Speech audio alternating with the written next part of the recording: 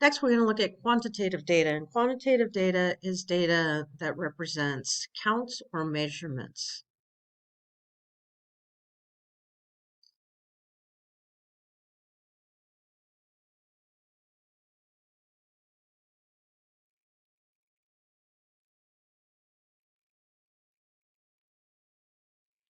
And most typically, we're going to look at histograms, which is a type of bar graph.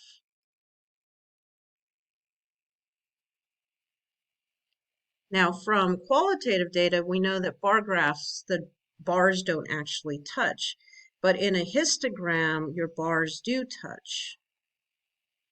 And the reason the bars touch is because of what we call either the interval size. Some people like to call it a bin width. In other words, how many things go in a certain size bin. You'll also notice that there is brackets and there are parentheses. So a bracket means that we include the value, and a parenthesis means the value is not included.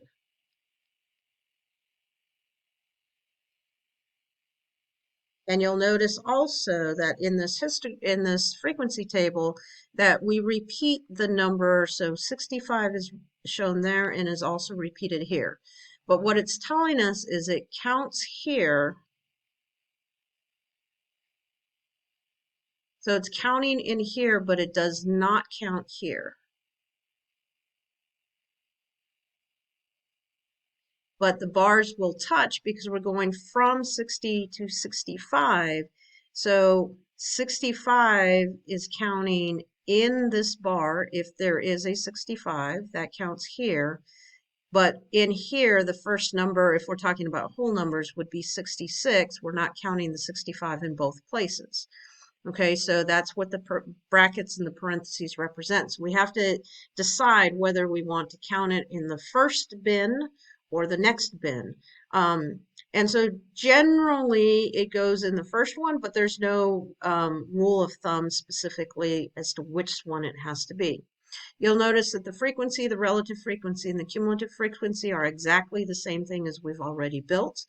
Again, we're looking for 100%, but sometimes we don't have 100% here, and that's fine. So it's a lot less imperative in qualitative data to have 100% than what we did. Finish that, include, that we are talking about in quantitative data where we do want 100%. In qualitative data, in qualitative data, we do want 100%. In quantitative data, we may not necessarily have the entire data set with us. All right, so there is one example. We have another example here of arrivals by minute. So arrival times. Here we were talking about the height of black cherry trees.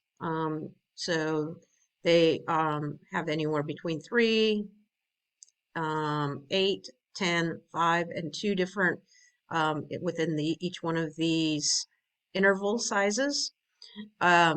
We'll talk more about when we have this histogram, how we can talk about where the mean might be, where the mode might be, where the median might be based on the look of the histogram.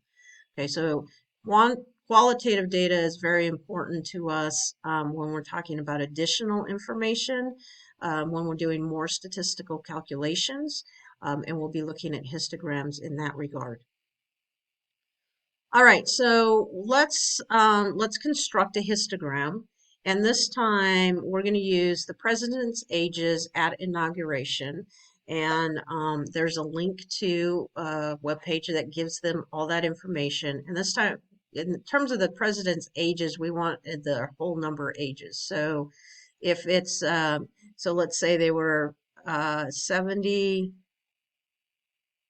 years, 6 months, and 5 days, which is not one, but we're just going to use, when we're going to talk about this, we're just going to use the 70 years. Don't worry about 6 months. Don't worry about rounding, any of that stuff. We're just looking at the 70 years. All right, so we know that we're going to have to put the interval sizes in here.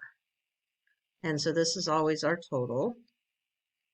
And so this is our interval sizes or bin width. It doesn't matter how we call it.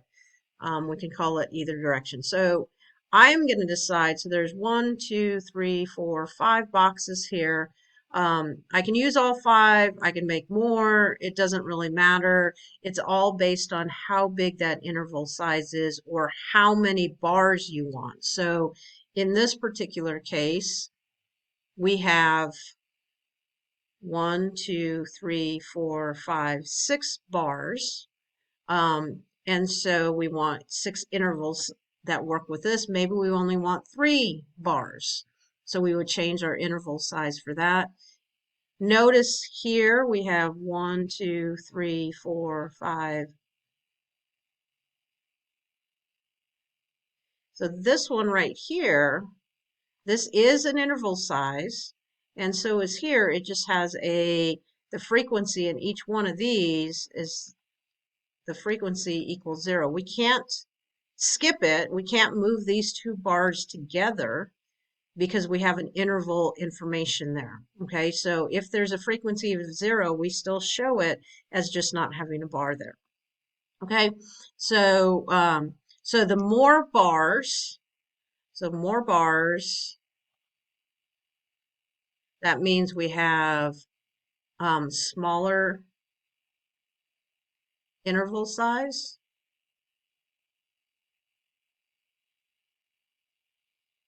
Interval.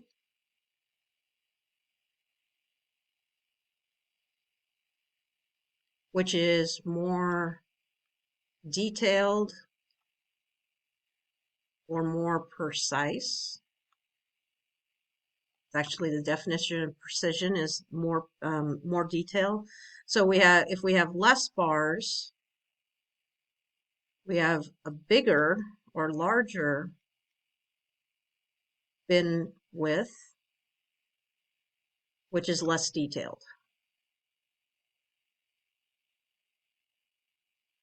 So it all depends on how you want to display that information. So let's see about creating this particular one for the president's ages. So in this case, I'm going to create this table using a bin width of 6. So 6 years. And I'm going to start with 42. And we're going to include 42. So I use a bracket. And then 6 years more would be 48. And a bracket because I'm going to include the 48 in that top bracket. So anybody, now we're going to start with 48, but I have a parenthesis because I'm not going to include it. 6 more years is 54. And I'm going to include the 54-year-old here, not going to include them in the next row. And then 6 more years is going to be age 60. We include the 60-year-old in this third row, but do not include the 60-year-old in the next row. 6 more years from 60 is now 66.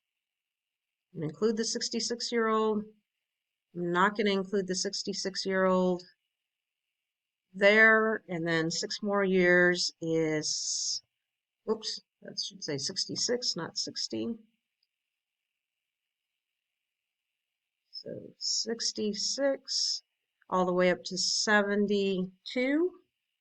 And that doesn't quite get us there. So I need one more. I'm going to move my total. So I really need one more box here. So my total would be in another box. So I have a 72-year-old to 78. Now, I could have started this at 40 rather than 42. I just need to make sure I include the youngest person and the oldest person within to make sure that I've covered all of those things. All right, so now we would count how many presidents we've had that were inaugurated between age 42 and 48. There's 7. And then the next grouping is 15. We have 13, 7, 3, and 1. We're going to take 7 divided by, and there is a total of 46 current presidents. And so now we would take 7 divided by 46 and get each one of these percentages, which is 15.2, again rounding to 1 decimal place as we've been doing. And then filling in the rest of this table is 32.6% and so on. So now what does the bar graph look, well, the histogram look like? So along our horizontal axes, we're going to start with, I can start with 42, or I can start with 40, and I'm going to go to 48. So I'm counting by 6s, and then the next one is going to be 54. And these are the ages. We need to label this. Next one is going to be 60. And then 66. And these are all equally spaced. To do this again on grid paper might be helpful. Then we have 72 and 78. Okay? And then along again for our vertical axis is going to be the frequency. And so we have all the way up to 15. So I'm going to count by 3s this time. There's 9. There's 15. This time when I'm making my bars, they're going to be the same width, but this time they are going to touch each other. So I'm just going to continue from the one I just created. So that's 15. And then now I have 13. So about 13. And then next we have 7. So these should be lined up together. And again, these should be the same width. While we're using grid paper, it would be the same width. And then we have 3. And lastly, we have Mr. Biden at 1.